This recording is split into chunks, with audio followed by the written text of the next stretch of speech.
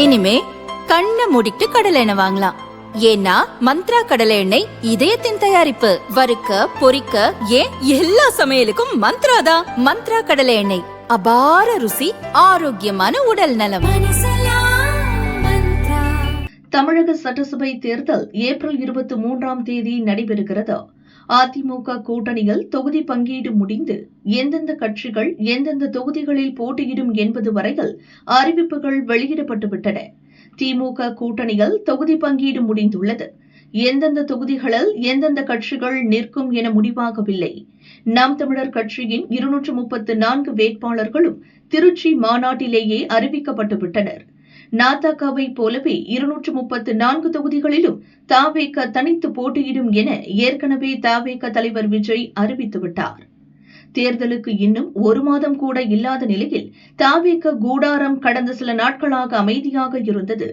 இப்போது தவேக தேர்தல் பிரச்சாரமும் சூடுபிடிக்க துவங்கியுள்ளது. தவேக சார்பில் நாளை மாமல்லபுரத்தில் வேட்பாளர் அறிமுக கூட்டம் நடைபெறவுள்ளது.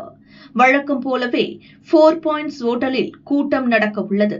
தவேக வேட்பாளர்களை மேடையில் அறிமுகம் செய்து வைத்து விஜய் காரசாரமாக உரையாற்றுவார் என எதிர்பார்க்கப்படுகிறது. விஜய் பெரம்பூர் தொகுதியில் நிற்க உள்ளார். வேட்பாளர்களை அறிவித்த கையோடு தேர்தல் பிரச்சாரத்தையும் விஜய் துவங்குகிறார்.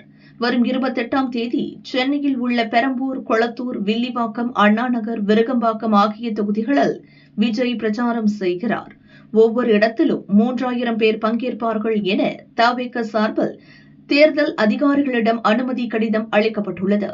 விஜய் பிரச்சாரத்திற்கான ஏற்பாடுகளை அந்தந்த தொகுதி பொறுப்பாளர்கள் செய்து வருகின்றனர். வரும் 28ஆம் தேதி விஜய் ஒரே நாளில் 12 தொகுதிகளில் பிரச்சாரம் செய்ய தவேக சார்பில் அனுமதி கோரப்பட்டிருந்தது.